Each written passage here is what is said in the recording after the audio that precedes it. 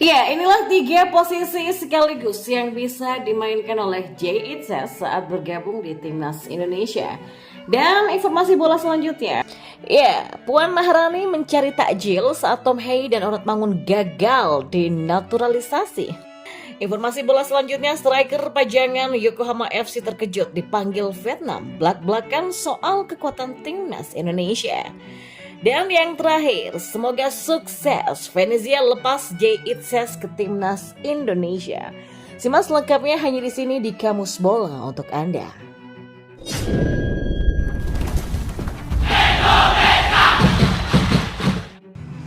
Ya, seperti diketahui Itzes menjadi salah satu nama anyar yang dipanggil oleh Sinteyong lewat PSSI untuk memperkuat Timnas Indonesia di laga kualifikasi Piala Dunia 2026 zona Asia menghadapi Timnas Vietnam pada 21 dan 26 Maret nanti.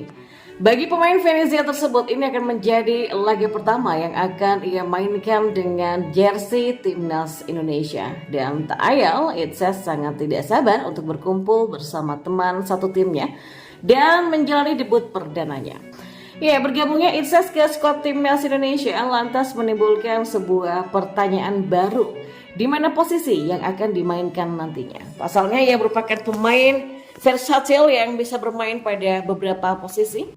Selain itu, Shin juga memang gemar mengubah posisi bermain seorang pemain. Contohnya Sandy Wallace, bek kanan yang disulap menjadi bek tengah. Ada juga Justin Hubner, bek tengah yang disulap menjadi gelandang bertahan. Lalu ada Elkan Baggett, bek tengah yang sempat dipasang menjadi striker. Ya, menilik jam terbang dan pengalamannya, ada setidaknya 3 posisi yang bisa dimainkan Itzes. Ya, bisa diturunkan sebagai bek tengah, bek sayap dan juga gelandang. Namun agaknya posisi bek tengah akan menjadi posisi yang paling baik. Ya, pasalnya 2 posisi lain sudah dihuni oleh pemain-pemain yang mumpuni. Di posisi gelandang, nama Ivar Jenner dan Justin Hubner di Piala Asia punya peranan penting di tim. Belum lagi kalau nanti Tom Hei sudah bergabung, maka posisi gelandang akan sangatlah aman. Kemudian di posisi bek sayap, Indonesia juga sudah memiliki pemain-pemain yang sangat baik. Mulai dari bek kiri, sudah ada nama-nama seperti Pratama Arhan, Saini Patinama, sampai Nathan Choaon. Kemudian di bek kanan ada sang kapten yaitu Asnawi Mangku Alam, Sandy Wallace sampai Yakob Sayuri yang bisa diplot sebagai bek kanan, maka posisi bek tengah sudah paling tepat. Apalagi jika melihat penampilan Indonesia di Piala Asia kemarin, maka bek tengah menjadi salah satu lubang yang harus segera ditambal. Dengan adanya Jay Itzes, maka hal itu bisa ditanggulangi. Dan ya, pada akhirnya posisi bermain menjadi hak prerogatif dari Sinteyong sendiri. Dan itulah tadi 3 posisi sekaligus yang bisa dimainkan Jay Itzes saat bergabung di Timnas Indonesia nanti. Dan kita tunggu saja hasilnya seperti apa. Ya, di informasi bola yang pertama, Ketua DPR RI Puan Maharani menjadi perbincangan ramai di media sosial pada Rabu 13 Maret. Ya, di waktu bersamaan dengan gagalnya 2 pemain keturunan dinaturalisasi, Puan justru mengunggah sesuatu yang bikin marah warganet. Di akun X miliknya, Puan Maharani sedang mencari makanan takjil untuk berbuka puasa. Takjil time, ngabuburit paling asik ya cari takjil. Favorit saya yang manis dan seger-seger kayak dawet telasi ini. Di Solo gampang banget carinya, tapi kalau di Jakarta cari di mana ya? Ada yang tahu? Kata Puan Maharani lewat akun X-nya.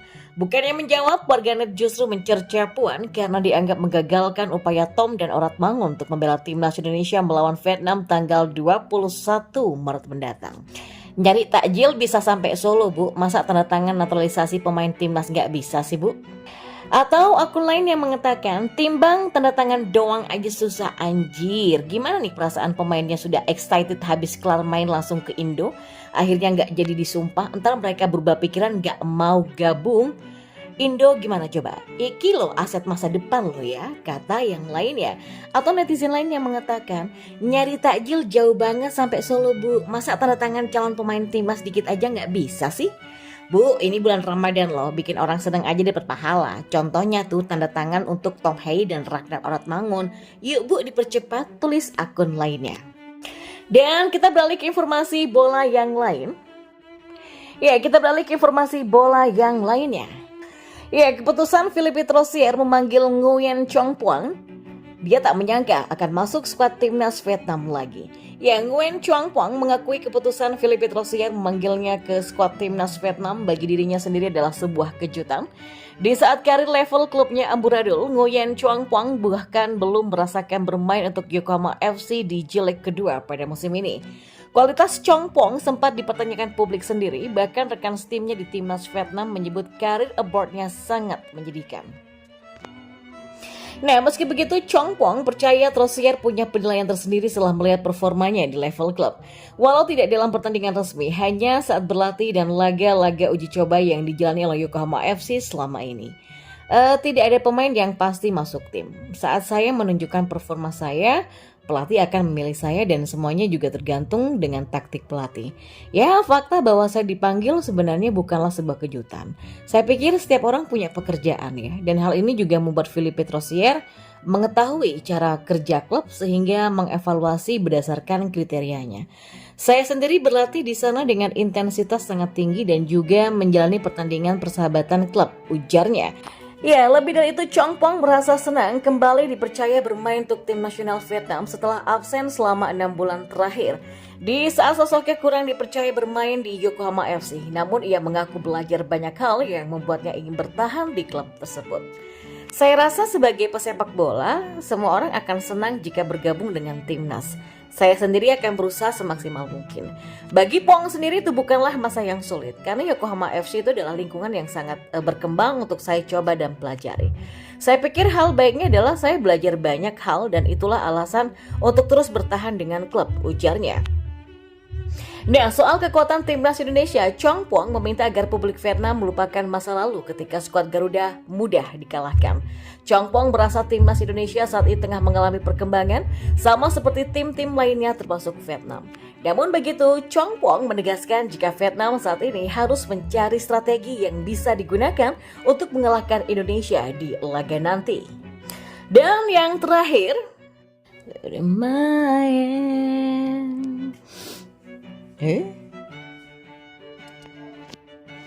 Ya, Puan Maharani mencari takjil saat Tom Hei dan Orat Mangun gagal dinaturalisasi. Informasi bola selanjutnya, striker pajangan Yokohama FC terkejut dipanggil Vietnam belak-belakan soal kekuatan timnas Indonesia. Dan yang terakhir, semoga sukses Venezia lepas Jay Itzes ke timnas Indonesia. Simak selengkapnya hanya di sini di Kamus Bola untuk Anda.